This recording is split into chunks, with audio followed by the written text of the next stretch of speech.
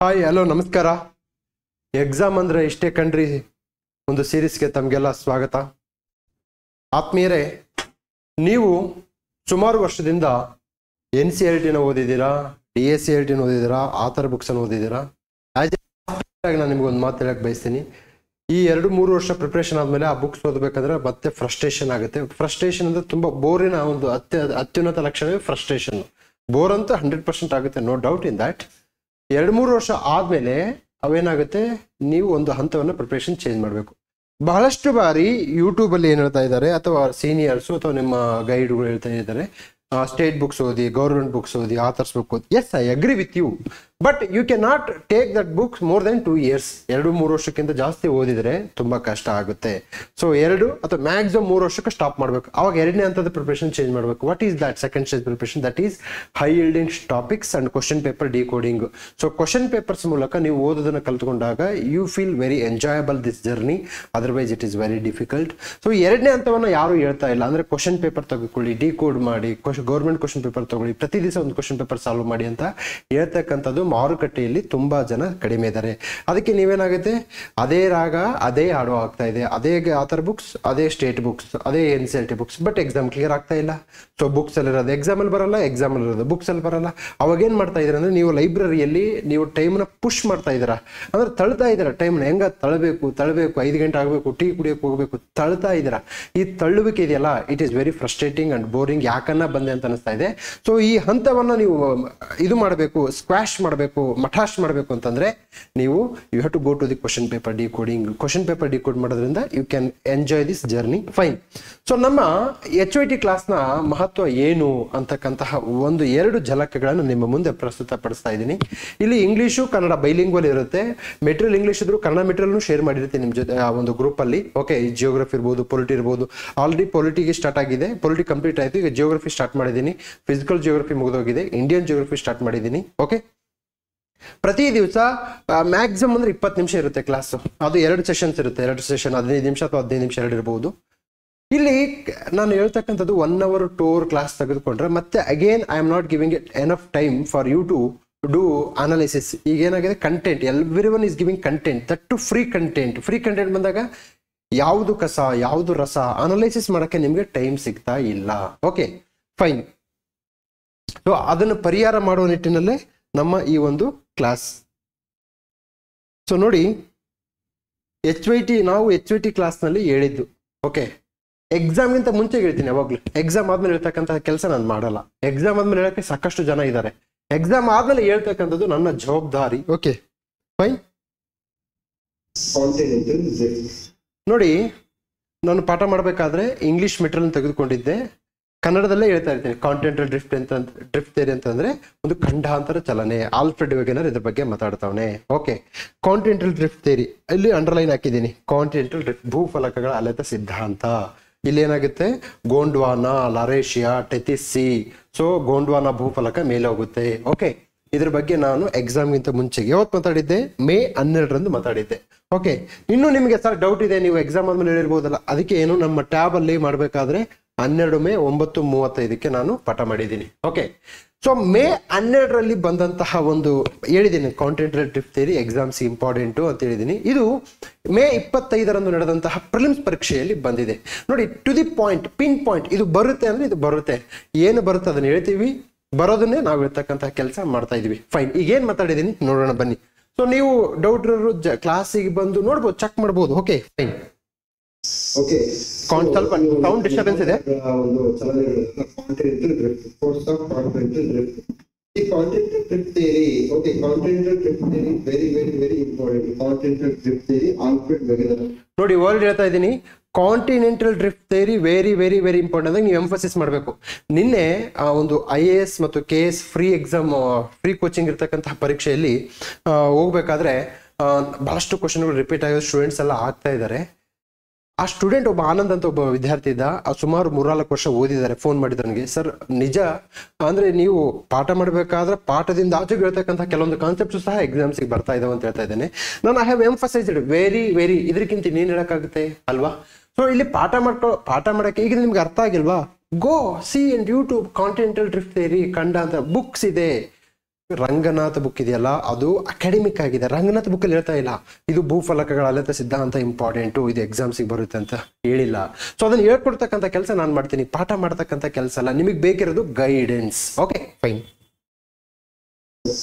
ಇದು ಯಾವುದೇ ಎಕ್ಸಾಮ್ ಅಲ್ಲೂ KS ಮೇನ್ಸ್ IAS ಮೇನ್ಸ್ ಅಲ್ಲೂ ಬರ್ತಕ್ಕಂಥದ್ದನ್ನು ನಾನು ನೋಡಿದ್ದೇನೆ. ನೋಡಿ ವರ್ಡ್ KS ಮೇನ್ಸ್ ಅಲ್ಲೂ IAS ಮೇನ್ಸ್ ಅಲ್ಲೂ ಬಂದಿರತಕ್ಕಂಥದ್ದನ್ನು ನಾನು ನೋಡಿದ್ದೇನೆ ಅಂತ ವರ್ಡ್ ಹಾಕಿದ್ದೀನಿ. ಅದಕ್ಕೆ ಅದು ಪ್ರಿಲಿಮ್ಸ್ ಅಲ್ಲಿ ಬಂತು. ಯಾವುದು ಪ್ರಿಲಿಮ್ಸ್ ಅಲ್ಲಿ ಬರುತ್ತೋ ಅದು ಮೇನ್ಸ್ ಅಲ್ಲಿ ಬರುತ್ತೆ, ಯಾವುದು ಮೇನ್ಸ್ ಅಲ್ಲಿ ಬರುತ್ತೋ ಅದು ಪ್ರಿಲಿಮ್ಸ್ ಅಲ್ಲಿ ಬರುತ್ತೆ. ಯಾವುದು ಸೆಂಟ್ರಲ್ ಗೌರ್ಮೆಂಟ್ ಅಲ್ಲಿ ಎಕ್ಸಾಮ್ಸ್ ಅಲ್ಲಿ ಬರುತ್ತೋ ಅದು 200% ನಿಮ್ಮ C ಗ್ರೂಪ್, PSI, PDO ಎಲ್ಲ ಎಕ್ಸಾಮ್ಸ್ ಬರುತ್ತೆ. ಸೊ ನಮ್ಮ ಈ ಒಂದು ಕರ್ನಾಟಕ ಸ್ಟೇಟ್ ಗೌರ್ಮೆಂಟ್ ಎಕ್ಸಾಮ್ಸ್ ಹೇಗಿದೆಯಪ್ಪ ಅಂತಂದ್ರೆ ಇವು ಕೇವಲ cut copy paste of the central government exams. Okay, this is all about question paper decoding. ಬಹಳಷ್ಟು ಜನರಿಗೆ ಸೆಂಟ್ರಲ್ ಗೌರ್ಮೆಂಟ್ ಎಕ್ಸಾಮ್ಸ್ ನ ಕ್ವಶನ್ ಪೇಪರ್ ನ ಹೇಗೆ ಹುಡುಕ್ಬೇಕನ್ನೋದು ಗೊತ್ತಿಲ್ಲ. ಇನ್ನು ಅನಾಲಿಸಿಸ್ ಮಾಡೋದು ತುಂಬಾ ದೂರ ಆಯಿತು. ಇದನ್ನು it looks very easy but it is not easy. Okay fine. So ನೀವು C ಗ್ರೂಪ್ ಪ್ರಿಪೇರ್ ಆಗೋರು ಯಾವುದೇ ಕಾರಣಕ್ಕೂ ನಾನು ಸರ್ ಕಾನ್ಸ್ಟೇಬಲ್ ಆಗ್ತೀನಿ, ಕಾನ್ಸ್ಟೇಬಲ್ ಮಾತ್ರ ಓದ್ತೀನಿ, ಸರ್ ನಾನು PSI ಆಗ್ತೀನಿ, PSI ಮಾತ್ರ ಓದ್ತೀನಿ ಅಂತಂದ್ರೆ ನೀವು ಈ ಜನ್ಮದಲ್ಲಿ ಆಗಲ್ಲ. ಓಕೆ, ಏನ್ ಮಾಡಬೇಕು, ಒಂದು ಹಂತವನ್ನು ಮೇಲಿಂದ ಕೆಳಗೆ ನೋಡೋದು ಈಸಿ, ಕೆಳಗಿಂದ ಮೇಲೆ ನೋಡೋದು ಬಹಳ ಕಷ್ಟ. ಸೊ ನೀವೇನ್ ಮಾಡಬೇಕು, ಮೇಲೆ ಇರಬೇಕು, ಮೇಲೆ ಕುಂತ್ಕೊಂಡು ನೋಡ್ಬೇಕು, ಎಲ್ಲ ಎಕ್ಸಾಮ್ಸ್ಗಳು ನೋಡಬೇಕು. ಒಂದು standard of preparation high level ಮಾಡ್ಕೊಳ್ಳಿ. ನೀವು ಎಲ್ಲ C group, D group, KS exams ಎಲ್ಲ ಅವನ್ನ GM ಕ್ಯಾಟಗರಿ, ಜನರಲ್ ಮೆರಿಟ್ ಕ್ಯಾಟಗರಿಯಲ್ಲಿ ಪಾಸ್ ಆಗ್ತೀರಾ. Okay, so I have told very clearly, very important. IAS ಮತ್ತು KS ಮೇನ್ಸ್ ಪರೀಕ್ಷೆ ಬಂದಿದ್ದನ್ನು ನಾನು ನೋಡಿದ್ದೀನಿ. ಇದೇ ಕಾಂಟಿನೆಂಟಲ್ ಡ್ರಿಫ್ಟ್ ಥಿಯರಿ ಎಕ್ಸಾಮ್ಸಿಗೆ PSI ಬರುತ್ತೆ. ಮುಂದೆ ಬಂದಾಗ ಏನ್ ಮಾಡ್ತೀರಾ, ಅವಾಗ ನೀವು ಈ ಲೆವೆಲ್ ಓದಿರಲ್ಲ. ಬುಕ್ಸ್, ಪ್ರತಿ ಬುಕ್ಸ್ ಅಲ್ಲಿ ಏನಿರುತ್ತೆ, ಇನ್ಫಾರ್ಮೇಶನ್ ಇರುತ್ತೆ, ನಾಲೆಡ್ಜ್ ಇರುತ್ತೆ. ಅದನ್ನ ಕೋಚಿಂಗ್ ಇನ್ಸ್ಟಿಟ್ಯೂಟ್ ಕೊಡ್ತಾ ಇದ್ದಾರೆ, ಯೂಟ್ಯೂಬರ್ ಕೊಡ್ತಾ ಇದ್ದಾರೆ, ಬುಕ್ಸ್ ಕೊಡ್ತಾ ಇದಾವೆ. ಮತ್ತೆ ನಾನೇನು ಎಕ್ಸ್ಟ್ರಾ ಕೊಡ್ಬೇಕು, ನಾನು ಅದನ್ನೇ ಮಾಡಿದ್ರೆ ನನಗೂ ಅವ್ರಿಗೂ ವ್ಯತ್ಯಾಸ ಇರಲ್ಲ. ಸೊ ನಾನು ಏನ್ ಹೇಳ್ತಾ ಇದ್ದೀನಿ ಅಂತಂದ್ರೆ ಇದನ್ನ ಓದಿ, ಇದನ್ನ ಓದಬೇಡಿ ಅಂತ ಹೇಳ್ತಾ ಇದ್ದೀನಿ. Okay fine. ನೆಕ್ಸ್ಟ್ ನಾನು ಆಲ್ರೆಡಿ ಈಗ ಮ್ಯಾಗ್ಝಿನ್ಸ್ ಅಲ್ಲಿ ಹೇಳ್ತಾ ಇದ್ದೀನಿ ನೋಡಿ, ಇದನ್ನು ಓದಬೇಡಿ, ಇದನ್ನು ಓದಬೇಡಿ ಅಂತ ಹೇಳಿದ್ದೀನಿ. ನಾನು ನಿಮ್ಗೆ ಚಾಲೆಂಜ್ ಮಾಡ್ತೀನಿ, ನಿಮ್ಗೊಂದು ಚಾಲೆಂಜ್ ಮಾಡ್ತೀನಿ. ಇದನ್ನ ಓದಬೇಡಿ ಅಂತ ಹೇಳಿದ್ದೀನಲ್ಲ, ಅದರಿಂದ ಎಷ್ಟು ಪ್ರಶ್ನೆ ಬಂದಿದ್ದಾವೆ ಅಂತ ನನಗೆ ಯಾಕೆ ಕೇಳಿಸಿಬೇಕಾರೆ.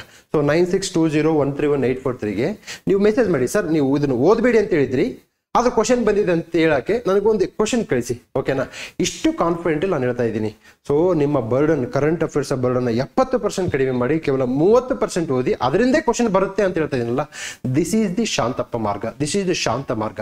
ಸೊ ಇಲ್ಲಿ ಏನು ಉದ್ದೇಶ ಅಂತಂದ್ರೆ ನಾನು ನಗಣ್ಯ, ಎಲ್ಲರೂ ನಗಣ್ಯ. Exam is most important point. Okay fine. ಇದಕ್ಕೆ ಏನೇನು ಎವಿಡೆನ್ಸ್ ಕೊಡ್ಕೊಂತ ಹೋಗ್ತಾರೆ, ಏನಿತ್ತು ಅನ್ನೋದಕ್ಕೆ ಎವಿಡೆನ್ಸ್ ಕೊಡ್ಕೊಂತ ಹೋಗ್ತಾರೆ. ಯಾವ ಡೈರೆಕ್ಷನ್ ನೋಡಿ, I have spoken evidence. So ಭೂಫಲಕಗಳ ಅಲೆತ ಸಿದ್ಧಾಂತಕ್ಕೆ ಕಂಡು ಬರುವ ಸಾಕ್ಷ್ಯಾಧಾರಗಳು ಏನು ಅಂತ ಕೇಳ್ತಾನೆ. ಓಕೆ, ಸಾಕ್ಷ್ಯಾಧಾರಗಳು ಕೊಟ್ಕೊಂತ ಹೋಗ್ತಾನೆ. ಏನಿರ್ಬೋದು, ಪಳೆಯುಳಿಕೆಗಳಿರ್ಬೋದು, ಗೋಲ್ಡ್ ಡಿಪಾಸಿಟ್ಸ್ ಇರಬಹುದು, ಆ ಒಂದು ಕರಾವಳಿ ತೀರಗಳ ಅಂಚುಗಳು ಏನ್ ಮಾಡ್ತವೆ, ದಕ್ಷಿಣ ಅಮೆರಿಕ ಮತ್ತು ಆಫ್ರಿಕಾದ ಅಂಚು ಒಂದಕ್ಕೊಂದು ಕರೆಕ್ಟ್ ಆಗಿ ಸೂಟ್ ಆಗ್ತವೆ ಅಂತ ಹೇಳ್ತಾನೆ. ಇವೆಲ್ಲವೂ ಎವಿಡೆನ್ಸ್ ಕೊಡ್ತಾನೆ. ಎವಿಡೆನ್ಸ್ ಸಹ ಇಂಪಾರ್ಟೆಂಟ್ ಅಂತ ಹೇಳಿದ್ದೀನಿ. ಇದೇ ಪ್ರಶ್ನೆ UPSC ಪ್ರಿಲಿಮ್ಸ್ ಅಲ್ಲಿ ಬಂದಿದೆ. ಓಕೆ, ಎವಿಡೆನ್ಸ್ ನೋಡಿ, ಎವಿಡೆನ್ಸ್ ಹೇಳಿದ್ದೇನೆ, ಎವಿಡೆನ್ಸ್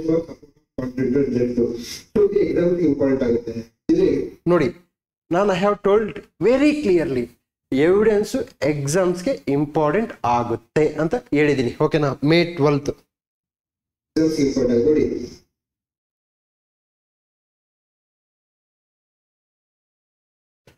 ಇದು 2025ರ ಒಂದು ಪ್ರಶ್ನೆ.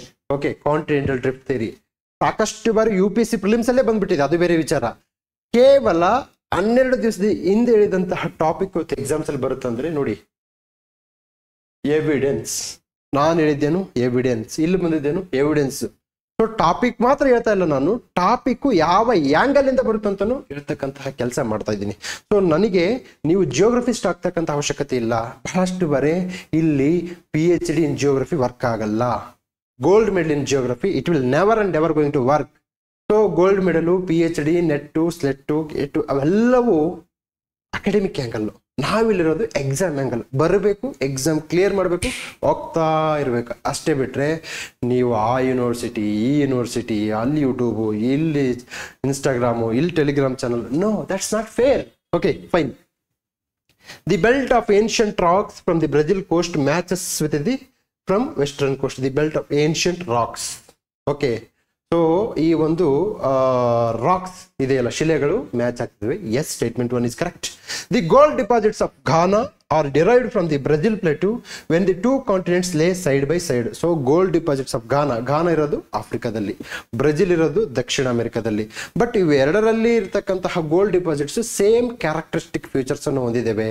ಇದು ಎವಿಡೆನ್ಸ್ ಕೊಡ್ತಾನೆ, ಆಲ್ಫ್ರೆಡ್ ವೆಗನರ್ ಎವಿಡೆನ್ಸ್ ಕೊಡ್ತಾನೆ. Okay, so this statement is also true. ನಾನೇನು ಮಾತಾಡ್ತಾ ಇದ್ದೀನಿ? ಎವಿಡೆನ್ಸ್ ಮಾತಾಡ್ತಾ ಇದ್ದೀನಿ. The Gondwana system of sediments from India is known to have its counterparts in 6 different land masses of the southern hemisphere. So ಭಾರತದಂತಹ ಗೋಂಡ್ವಾನ ಅಂದ್ರೆ ಗೊಂಡ ಅಂತಕ್ಕಂತಹ ಒಂದು ಟ್ರೈಬಲ್ ಗ್ರೂಪ್ ಇದೆಯಲ್ಲ, ಅದರಿಂದ ಬಂದಿದೆ ವರ್ಡು. ಇದು 6 ಡಿಫರೆಂಟ್ ಲ್ಯಾಂಡ್ masses ಇಂದ ಆಗಿದೆ ಅಂದ್ರೆ ಇದು ಸ್ಟೇಟ್ಮೆಂಟ್ ರಾಂಗ್ ಇದೆ. This is not evidence given by the Alfred Wegener. ಇದ್ರ ಬಗ್ಗೆ ಮಾತಾಡಿನೇ ಇಲ್ಲ. Okay, fine. 1 and 2. Okay, 1 and 2 statement is correct. So answer is B. But my point is not answer. My point is approach. Evidence ಹೇಗೆ ಕೊಡಬೇಕು, ಓಕೆನಾ? ತದನಂತರದಲ್ಲಿ ಎಕ್ಸಾಮ್ನ ಹೇಗೆ ಓದಬೇಕಂತಕ್ಕಂಥದ್ದು, ಇದು ಸೂರ್ಯ ಚಂದ್ರರವರೆಗೂ ಸತ್ಯ. ಓಕೆ, ನೀವು ಸಿ ಗ್ರೂಪಿಗೆ ಪ್ರಿಪೇರ್ ಆಗೋರು, PSI PDO JEA ಪ್ರಿಪೇರ್ ಆಗೋರು, come to this uncle, come out of this well. ಕೇವಲ ಕರ್ನಾಟಕದ ಪ್ರಶ್ನೆಗಳಿಗೆ ಮಾತ್ರ ಸೀಮಿತ ಆಗ್ತಕ್ಕಂಥ ಕೆಲಸ ಮಾಡಬೇಡಿ. ಓಕೆನಾ? ಬನ್ನಿ, ಹೊರಗಡೆ ಬಂದು ಪ್ರಪಂಚ ವಿಶಾಲವಾಗಿದೆ, ಪ್ರಶ್ನೆಗಳನ್ನ ನೋಡಿ ಅಲ್ಲಿಂದ ಕಲ್ತ್ಕೊಳ್ಳಿ. ನೀವು ನನ್ನ HYT ಕ್ಲಾಸ್ಗೆ ಜಾಯ್ನ್ ಆಗ್ಬೇಕನ್ನೋರು ಕನಿಷ್ಠ 2 ವರ್ಷ ಓದಿರ್ಬೇಕಾಗುತ್ತೆ. ಏನಕ್ಕೆ ಅಂತಂದ್ರೆ ನಾನು ಟಾಪಿಕ್ಸ್ನ ಹೇಳ್ಕೊಂತ ಹೋಗ್ತಿರ್ತೀನಿ. ಇದು ಈ ಆ್ಯಂಗಲ್ ಇಂದ ಬರುತ್ತೆ, ಅದು ಆ ಆ್ಯಂಗಲ್ ಇಂದ ಬರುತ್ತೆ. ನೀವು ಬೇಸಿಕ್ ಕೋಚಿಂಗ್ ಆಗ್ಲಾರ್ದರು, ಬೇಸಿಕ್ ಕೋಚಿಂಗ್ ನಮ್ಮ ಹತ್ರ ಇದೆ. ಓಕೆನಾ? ಫಸ್ಟ್ ಬೇಸಿಕ್ ಕೋಚಿಂಗ್ ತೆಗೆದುಕೊಳ್ಳಿ. ಬೇಸಿಕ್ ಕೋಚಿಂಗ್ ನಮ್ಮ ಹತ್ರ ಇದೆ. ಅದು ಬೇಸಿಕ್ ಕೋಚಿಂಗ್ ಹೇಗೆ ನಡೆಯುತ್ತೆ? ಸೇಮ್ ಓಲ್ಡ್ ಕ್ವಶನ್ ಪೇಪರ್ ತೆಗೆದುಕೊಳ್ಳೋದು, ಪಾಠ ಮಾಡೋದು. ಈಗ ನಮ್ಮಲ್ಲಿ ಕಮ್ಯುನಿಕೇಶನ್ ಸ್ಟಾರ್ಟ್ ಆಗಿದೆ. Communication we are not going to teach you complete book. No, we will never do. Already question paper start ಆಗಿದೆ. ಡೈಲಿ ಹೋಮ್ ವರ್ಕ್ ಕೊಡ್ತಾ ಇರ್ತೀವಿ, ಕ್ವಶನ್ ಪೇಪರ್ ಡಿಸ್ಕಷನ್ ಮಾಡ್ತಾ ಇರ್ತೀವಿ, ಆಪ್ಷನ್ ಡಿಸ್ಕಷನ್ ಮಾಡ್ತಾ ಇರ್ತೀವಿ. HYT ಯಾವುದು, ಇದರಲ್ಲಿ ನಾನ್ ಇಂಪಾರ್ಟೆಂಟ್ ಯಾವುದು, ಇಂಪಾರ್ಟೆಂಟ್ ಯಾವುದು. This is how you have to read the exam. Okay, next question. ಇದು ನಮ್ಮ ಸ್ಟೂಡೆಂಟ್ ಬರೆದಂತಹ ನೋಟ್ಸ್, ಕನ್ನಡ ಇಂಗ್ಲಿಷ್ ಬೈಲಿಂಗ್ವಲ್ ಬರೆದ್ಬಿಟ್ಟಿದ್ದಾರೆ. Okay, placer deposits gold bearing rocks. ನೋಡಿ, ಗೋಲ್ಡ್ ವರ್ಡ್. ಓಕೆನಾ? ಇದು ಸಹ ಅವತ್ತೇ May 12 ಅಂತ ಸಹ ನೋಟ್ಸ್ ಅನ್ನ ನಮ್ಮ ಇದು PDF ಅಲ್ಲಿ ಅಪ್ಲೋಡ್ ಮಾಡಿದೀವಿ. ನಮ್ಮ ಟೆಲಿಗ್ರಾಮ್ ಗ್ರೂಪ್ ಅಲ್ಲಿ PDF ಗ್ರೂಪ್ ಅಲ್ಲಿ ಅಪ್ಲೋಡ್ ಮಾಡಿರ್ತೀವಿ. ನಾವು ಪ್ರತಿ ದಿವಸ ಸ್ಟೂಡೆಂಟ್ಸ್ ಹೋಮ್ವರ್ಕ್ ಕೊಡ್ತೀವಲ್ಲ, ಕನ್ನಡದಲ್ಲೂ ಹೋಮ್ವರ್ಕ್ ಮಾಡ್ತಾರೆ, ಇಂಗ್ಲಿಷಲ್ಲೂ ಹೋಮ್ವರ್ಕ್ ಮಾಡ್ತಾರೆ. ಸೊ ನಮ್ದು ಕನ್ನಡ ಮತ್ತು ಇಂಗ್ಲಿಷ್ ಸಮಾಗಮವಾಗಿದೆ. ಸೊ ಇಟ್ ಇಸ್ ಕನ್ನಡದವರಿಗೆ ಇಂಗ್ಲಿಷ್ ಹೆಲ್ಪ್ ಆಗುತ್ತೆ, ಕನ್ನಡದವರಿಗೆ ಇಂಗ್ಲಿಷ್ ಅಂತೂ 100% ಹೆಲ್ಪ್ ಆಗುತ್ತೆ. ಇಂಗ್ಲಿಷರಿಗೆ ಕನ್ನಡದ ಏನು ಅಷ್ಟು ಬೇಕಿಲ್ಲ, ಯಾಕಂದ್ರೆ ಇಂಗ್ಲಿಷಲ್ಲಿ ರಿಸೋರ್ಸ್ ಸಿಕ್ಕಾಪಟ್ಟಿದ್ದಾವೆ ಕನ್ನಡದವರಿಗೆ. ಓಕೆ, ಸೊ ಇಲ್ಲಿ the occurrence of rich placer deposits of gold in the Ghana coast. ನೋಡಿ, Ghana coast and the gold bearing veins are in Brazil. ನೋಡಿ, ಬ್ರೆಜಿಲ್ ಮತ್ತು ಘಾನಾ ಇವೆರಡನ್ನು ಅವರು ಮೆನ್ಷನ್ ಮಾಡಿದ್ದಾರೆ. ನಾವು ಕೊಟ್ಟಂತಹ ಒಂದು ನೋಟ್ಸ್ ಇಂದ ಅವರು ಬರೆದಂತಹ ಸರ್, ನಾನು ಹೇಳಿದ್ದೆ continental drift theory exams very very important ಅಂತ ಹೇಳ್ಬಿಟ್ಟಿದ್ದೆ. ಬಟ್ ಇದನ್ನ ವರ್ಕ್ ಮಾಡಿಲ್ಲ ಅಂದ್ರೆ ಅದು ಕ್ವಶನ್ ಆನ್ಸರ್ ಮಾಡೋಕ್ಕಾಗಲ್ಲ. This is what I always feel. So my role is 50%, your role is 50%. ನೀವು ನನ್ನ ಕ್ಲಾಸಿಗೆ ಬಂದು HYT ಬಂದು ಹೋಮ್ವರ್ಕ್ ಮಾಡಿಲ್ಲ ಅಂತಂದ್ರೆ ಈ ಪ್ರಪಂಚದ ಯಾವ ಶಕ್ತಿಯು ನಿಮ್ಮನ್ನ ಕಾಪಾಡಕ್ಕೆ ಸಾಧ್ಯವೇ ಇಲ್ಲ. ಓಕೆನಾ? ಕೊನೆಗೂ ನೀವು ಅಪಾಯಿಂಟ್ ಆದ್ರೆ ಅದು ನಿಮ್ಮ ಶಕ್ತಿ ಬರುತ್ತೋ, ಅದು ನನ್ನದು ಏನು ಅಲ್ಲ. ಫೈನ್. ಸೊ ಹೀಗೆ ನೋಟ್ಸ್ ಅನ್ನ ಡೈಲಿ ಹೋಮ್ವರ್ಕ್ ಅನ್ನ ಬರ್ಕೋಬೇಕು. ಕನ್ನಡದಲ್ಲಿ ಬರೀಬೇಕು, ಇಂಗ್ಲಿಷಲ್ಲಿ ಬರೀಬೇಕು. ನನಗೆ ಅದು ಗೊತ್ತಿಲ್ಲ, ಇದು ಗೊತ್ತಿಲ್ಲ ಅಂತಕ್ಕಂಥದ್ದಿಲ್ಲ. ಸಾಧನೆ ಮಾಡ್ಬೇಕನ್ನುವ ಶಕ್ತಿ ಇದ್ರೆ ನೀವು ಏನನ್ನಾದ್ರೂ ಸಾಧಿಸಬಹುದು, ಏನನ್ನಾದ್ರೂ ಮಾಡಬಹುದು. I can speak very fluent English. Okay, ಏನಕ್ಕೆ ಅಂತಂದ್ರೆ ನಮಗೆ ಇಂಗ್ಲಿಷಲ್ಲಿ ನಂದು 10th ಅಲ್ಲಿ ನಂದು ಮಾರ್ಕ್ಸ್ ಕಾರ್ಡ್ ಹಾಕ್ತೀನಿ, 30 marks with star. Okay, 30 marks with star ಅಂದ್ರೆ ಏನಿದ್ರ ಅರ್ಥ? ನನ್ನನ್ನು ಪುಷ್ ಮಾಡಿದ್ದಾರೆ. ನಾನು ಪಾಸ್ ಆಗಿಲ್ಲ, 27 ತೆಗೆದುಕೊಂಡಿರ್ತೇನೆ, ನನ್ನನ್ನು ಪುಷ್ ಮಾಡಿದ್ದಾರೆ. So today I can able to speak very fluently in English. Why? Because of my hardcore effort from the last 1 decade. ಕನ್ನಡದ 1 ದಶಕದಿಂದ ಇಂಗ್ಲಿಷ್ ಇಂಪ್ರೂವ್ಮೆಂಟ್ ಮಾಡ್ಕೋಬೇಕಂತ ಟ್ರೈ ಮಾಡಿದ್ದೇನೆ. I have not went to the any English coaching centres, any Rapidex. 30 ದಿನಗಳಲ್ಲಿ English ಕಲಿಯಿರಿ, ಅವೆಲ್ಲ market words. 30 ದಿನಗಳಲ್ಲಿ ಏನು ಕಲಿಯಕ್ಕಾಗಲ್ಲ. Okay, fine. So ಉದ್ದೇಶ ಏನಂತಂದ್ರೆ, ನಾನು ಈ ಟಾಪಿಕ್ ಇಂಪಾರ್ಟೆಂಟ್ ಅಂತ ಹೇಳ್ತೀನಿ, ಆ ಟಾಪಿಕ್ ಬರುತ್ತೆ, ಆ ಟಾಪಿಕ್ ಮೇಲೆ ಹೋಮ್ವರ್ಕ್ ಮಾಡಬೇಕು, PYQs ಮಾಡಬೇಕು. Then your job is over, your job is done. Okay, next now HYT class. Okay, so ನಂತರದಲ್ಲಿ 19th most important ಇದು ನಾನು ಪಾಠ ಮಾಡಬೇಕಾದ್ರೆ ಹೇಳಿದ್ದೀನಿ 1935 ಕಾಯ್ದೆ ಹೇಗೆ ಹೇಳಿದ್ದೀನಿ ಅಂತ ನೋಡಿ. ನೋಡಿ ನಾನು ಯಾವಾಗಲೂ ಕೆಲವೊಂದೊಂದು ಟಾಪಿಕ್ನ ತುಂಬಾ ಚೆನ್ನಾಗಿ ಹೇಳ್ತೀನಿ. ಅಂದ್ರೆ ಇದನ್ನ ಈ ಹಂಗಲಿಂದ ಓದಬೇಕು, ಇದನ್ನ ಕಂಠಪಾಠ ಹಾಕ್ಬೇಕು, ಇದನ್ನ ಕಣ್ಣು ಆಡಿಸ್ಬೇಕು ಅಂತ ಹೇಳ್ತಿರ್ತೀನಿ. ನಾನು ಅರಿವು ಮ್ಯಾಗಝಿನ್ ಮಾಡ್ಬೇಕಾದ್ರೂ ಹೇಳಿದ್ದೀನಿ. ಈಗ ನೋಡಿ Arivu magazine April month second video have uploaded in HYT. So ಪ್ರತಿ month one video upload in YouTube and second video is going to upload in my HYT group. Okay fine. So next month ಬರ್ತಕ್ಕಂಥದ್ರಲ್ಲೂ ಅದನ್ನ ಹೇಳ್ತೀನಿ same. ಇಲ್ಲಿ ನೋಡಿ ತುಂಬಾ ನೀಟಾಗಿ ಕೇಳಿಸ್ಕೊಳ್ಳಿ. ಬಹಳ ಇಂಪಾರ್ಟೆಂಟ್. ಇಂಡಿಯನ್ ಇಂಡಿಪೆಂಡೆನ್ಸ್ ಆಕ್ಟ್ ನೋಡಿ ಇದು ಕಂಠಪಾಠ ಆಗಬೇಕು. ಇದು ಕಂಠಪಾಠ ಇಸ್ ಮಸ್ಟ್. 1935 ಕಾಯ್ದೆಯನ್ನು ಕಂಠಪಾಠ ಹಾಕ್ಬೇಕಂತ ಹೇಳಿದೀನಿ ನಾನು. ಓದಬೇಡಿ. 1947 ಕಾಯ್ದೆ ನೋಡಿ ಅಂತ ಹೇಳಿದೀನಿ. ನೋಡೋದು ಬೇರೆ, ಕಂಠಪಾಠ ಹಾಕೋದು ಬೇರೆ. ಫೈನ್. ಸೊ ಈಗ 1935 ಕಾಯ್ದೆ ಇದು ಯಾವತ್ತಿದು? ಮಾರ್ಚ್ 24 ಅಂದ್ರೆ 3ನೇ ತಿಂಗಳು 24ನೇ ತಾರೀಕು 2025 1935 ಕಾಯ್ದೆ ಕಂಠಪಾಠ ಹಾಕಿ ಅಂತ ಹೇಳಿದೀನಿ ನಾನು. Okay fine. 35 ಕಾಯ್ದೆ ನಿಮಗೆ ಬಹಳ important. All India federation power. So ತದನಂತರದಲ್ಲಿ separate electric extended franchise RBI establishment ಆಗುತ್ತೆ. ಫೆಡರಲ್ ಕೋರ್ಟ್ ಅಂದ್ರೆ 1935 ಕಾಯ್ದೆಯಲ್ಲಿ ಒಕ್ಕೂಟ ವ್ಯವಸ್ಥೆ ಬರುತ್ತೆ. ತದನಂತರ ರಿಸರ್ವ್ ಬ್ಯಾಂಕ್ ಆಫ್ ಇಂಡಿಯಾ ಬರುತ್ತೆ. 3 ಲೀಸ್ಗಳು ಬರುತ್ತೆ. ದ್ವಿಸದನ ವ್ಯವಸ್ಥೆ ಬರ್ತಾ ಇರುತ್ತೆ. ತದನಂತರದಲ್ಲಿ ಲೋಕಸೇವಾ ಆಯೋಗ ಬರ್ತಕ್ಕಂಥದ್ದನ್ನ ನೋಡಬಹುದು. ಗವರ್ನರ್ಸ್ ಇರಬಹುದು. 1935 ಕಾಯ್ದೆಯಿಂದ ನಾವು ಸಂವಿಧಾನದ ಅನೇಕ ಅಂಶಗಳನ್ನ ಇಲ್ಲಿ ಎತ್ಕೊಂಡಿದ್ದೀವಿ. ಸೊ 1935 ಕಾಯ್ದೆ ಬಹಳ ಇಂಪಾರ್ಟೆಂಟ್ ಅಂತೇಳಿ ಕಂಠಪಾಠಕ್ಕೆ ಅಂತ ಹೇಳಿದೀನಿ ನಾನು. ಓಕೆ ಯಾಕೆ ನೋಡಿ ನೆಕ್ಸ್ಟ್ ಏನಾಯ್ತು ಇಲ್ಲಿ? ಎಸ್, ಇದು ಏಪ್ರಿಲ್ 16 ಅಂದ್ರೆ ಮಾರ್ಚ್ ಆದ ನಂತರದಲ್ಲಿ ಬರ್ತಕ್ಕಂಥದ್ದು ಏಪ್ರಿಲ್ 16. ಇದು Hyderabad Karnataka ACSAD assistant controller ಇದೆಯಲ್ಲ, state accounts and audit department ಅಲ್ಲಿ the government act of 1935 become the basic of Indian constitution. Justify ಅಂತ ಕೇಳಿದ್ರೆ 1935. ನೋಡಿ ಕ್ವಶನ್ ರಿಪೀಟ್ ಆಯ್ತಾ? Cut copy paste. ನಾನು ಅಲ್ಲಿ ಹೇಳಿದ್ದೀನಿ ಕಂಠಪಾಠ. ಸರ್ ನಾವು ಓದ್ಕೊಂಡ್ರೆ ಆಗೋತ್ತಲ್ಲ, ಕಂಠಪಾಠ ಹಾಕಾಕ್ಬೇಕು ಅಂತ ಕೇಳಿದ್ರೆ ಪ್ರಶ್ನೆ ನೋಡಿ, ಇಂತಹ ಪ್ರಶ್ನೆ ಬಂದಾಗ ಮೇನ್ಸ್ ಹಾಲಲ್ಲಿ ಅಥವಾ ನೀವು PSI ಓದೋರು, ESI ಓದೋರು ಎಸ್ಸೆ ಬರಿಬೇಕಾದ್ರೆ ನೀವು ಕಂಠಪಾಠ ಹಾಕಿದಾಗ ನಿಮ್ಮ ಬರವಣಿಗೆಯ ಸ್ಪೀಡು ಬುಲೆಟ್ ಟ್ರೈನ್ ಇದ್ದಂಗೆ ಇರುತ್ತೆ. ರಾಕೆಟ್ ವೇಗದಲ್ಲಿ ಬರಿತಾ ಇರ್ತೀರ, ಕಾನ್ಫಿಡೆನ್ಸ್ ಇರುತ್ತೆ. ಓಕೆ, ನೀವು ಕಂಠಪಾಠ ಹಾಕಿಲ್ಲ ಅಂತಂದಾಗ ಆಲೋಚನೆ ಮಾಡೋಕೆ, ಮೈಂಡನ್ನ ಪ್ರೊಸೆಸಿಂಗ್ ಮಾಡಕ್ ಸ್ಟಾರ್ಟ್ ಮಾಡ್ತೀರಾ. ಬೂಟಿಂಗ್ ಅಂತಾರ ಇದನ್ನ ಕಂಪ್ಯೂಟರ್ ಅಲ್ಲಿ. ಬೂಟಿಂಗ್ ಮಾಡಕ್ ಸ್ಟಾರ್ಟ್ ಮಾಡ್ತೀವಿ. No booting, only vomiting. What is vomiting? ಏನನ್ನು ಕಂಠಪಾಠ ಹಾಕಿರ್ತಾರೆ ಅದನ್ನು ವಾಮಿಟ್ ಮಾಡಬೇಕು, ಬರ್ತಾ ಇರ್ಬೇಕಷ್ಟೇ. Main soul is not about analysis. Main soul is all about you have to write like hell. So ಕತ್ತೆ ತರ ಬರೀಬೇಕು. ಕತ್ತೆ ಕೆಲಸ ಇರೋದಲ್ಲಿ, ಅಲ್ಲಿ ಏನು ಕುದುರೆ ಕೆಲಸ ಏನಿಲ್ಲ, ಕತ್ತೆ ಕೆಲಸ. See this is the hard reality of the examination. You think sir that mains is analysis ಮಾಡಬೇಕು, ಹಾಗೆ ಬರಿಬೇಕು, ಹೀಗೆ ಬರಿಬೇಕು. ಅವೆಲ್ಲ ಶುದ್ಧ ಸುಳ್ಳು, ಮೂರ್ಖತನದ ಕ್ರಮಾವಧಿಗಳು ಅವೆಲ್ಲ. ಓಕೆ, ನಾನೇನು ಹೇಳ್ತಾ ಇದ್ದೀನಿ ಅಂತಂದ್ರೆ ಕಂಠಪಾಠ ಹಾಕಿ. ಏನಕ್ಕೆ ಅಂತಂದ್ರೆ ಈವನ್ ನೀವು C ಗ್ರೂಪ್ ಅಲ್ಲೂ ಕೇಳಿದಾಗ ಅನ್ಕೊಳ್ಳಿ, C ಗ್ರೂಪ್ ಅಲ್ಲೂ ಕೇಳ್ತಾರೆ, ESI ಅಲ್ಲೂ ಕೇಳಿದಾಗ 1935 ಕಾಯ್ದೆ ಕೆಳಗಿನ ಯಾವ ಅಂಶಗಳನ್ನು ಒಳಗೊಂಡಿಲ್ಲ ಅಂತ ಕೇಳ್ಬಿಡ್ತಾರೆ. ಅವಾಗ ಏನ್ ಮಾಡ್ತೀರಾ? ಕರೆಕ್ಟಾ? ಸೊ 1935 ಕಾಯ್ದೆಯನ್ನ ಇಂಡೆಪ್ತ್ ಆಗಿ ಓದ್ಕೋಬೇಕು. 1935 ಕಾಯ್ದೆಯನ್ನ ಇಂಡೆಪ್ತ್ ಆಗಿ ಓದ್ಕೋಬೇಕು. 360 ಡಿಗ್ರಿ ಆಂಗಲ್ ಓದ್ಕೋಬೇಕು. ಆದರೆ 1909 ಕಾಯ್ದೆ, 1919 ಕಾಯ್ದೆ, 1833 ಕಾಯ್ದೆ ಕೇವಲ ಪ್ರಿಲಿಮ್ಸ್ಗೆ ಮಾತ್ರ ಬರುತ್ತೆ, ಅಥವಾ ನಿಮ್ಮ C ಗ್ರೂಪಿಗೆ ಮಾತ್ರ ಬರುತ್ತೆ. ಅದು KS ಮೇನ್ಸಿಗೆ ಬರಲ್ಲ, IAS ಮೇನ್ಸಿಗೆ ಬರಲ್ಲ. ಸೊ 1935 ಕಾಯ್ದೆನ ಹೀಗೆ ಯಾವ ಎಕ್ಸಾಮ್ಸ್ಗೆ ಯಾವ ಆಂಗಲ್ ಇಂದ ಓದ್ಬೇಕಂತಹ ಒಂದು ಕ್ಲಾಸೇ ನಮ್ಮ HYT ಎಂದು ಕೂಡ್ಕೊಂಡಿರುತ್ತೆ.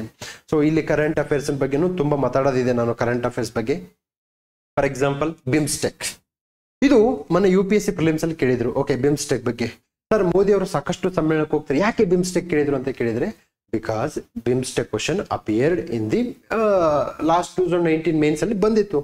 ಸೊ ನೀವು ಕರೆಂಟ್ ಅಫೇರ್ಸ್ನ ಕೇವಲ ಕರೆಂಟ್ ಅಫೇರ್ಸ್ ಆಂಗಲ್ ಇಂದ ಓದಿದ್ರೆ ಹೆಲ್ಪ್ ಆಗಲ್ಲ. ಸೊ ಈ ನಿಟ್ಟಿನಲ್ಲಿ ನನ್ನ ಅನುಭವಗಳನ್ನ ವಿಜಯವಾಣಿಯ ವಿದ್ಯಾರ್ಥಿ ಮಿತ್ರದಲ್ಲಿ ಶಾಂತ ಮಾರ್ಗ ಹಂತದಲ್ಲಿ ಅನುಭವಗಳನ್ನ ಬೆರಿತಾ ಇದ್ದೀನಿ, ಮತ್ತೆ ವಾಸ್ತವವನ್ನು ಹೇಳ್ತಕ್ಕಂಥ ಕೆಲಸ ಮಾಡ್ತಾ ಇದ್ದೀನಿ. ಸೊ ಸಾಧ್ಯವಾದಷ್ಟು ಸೀನಿಯರ್ಸು 2-3 ವರ್ಷ ಓದೋರು ಪುಸ್ತಕಗಳನ್ನ ಸೈಡ್ ಇಟ್ಟು ಪ್ರಶ್ನೆ ಪತ್ರಗಳನ್ನು ತೆಗೆದುಕೊಂಡು ನಿಮ್ಮ ಪ್ರಿಪರೇಷನ್ ಮಾಡಿ ನೀವು ಖಂಡಿತ ವಿಜಯಶಾಲಿ ಆಗ್ತೀರಾ ಅಂತ ನನ್ನ ನಂಬಿಕೆ. ಸೊ ಮತ್ತೊಂದು ವಿಡಿಯೋದೊಂದಿಗೆ ಸಿಗ್ತೀನಿ. ಅಲ್ಲಿವರೆಗೂ ನಮಸ್ಕಾರ. ತದನಂತರದಲ್ಲಿ PSI 402 second video will certainly come. Okay, time ಸಿಗ್ತಾ ಇಲ್ಲ. ಟೈಮ್ ಸಿಗ್ಮೇಲೆ ಖಂಡಿತ ಅದನ್ನ ಹಳೆಯ ಪ್ರಶ್ನೆ ಪತ್ರಿಕೆ ಸಮೇತ ಹೇಗೆ ಬಿಡಿಸ್ಬೇಕಂತ ನಿಮ್ಮ ಮುಂದೆ ಪ್ರಸ್ತುತ ಪಡಿಸ್ತೀನಿ. ಅಲ್ಲಿಯವರೆಗೂ ನಮಸ್ಕಾರ.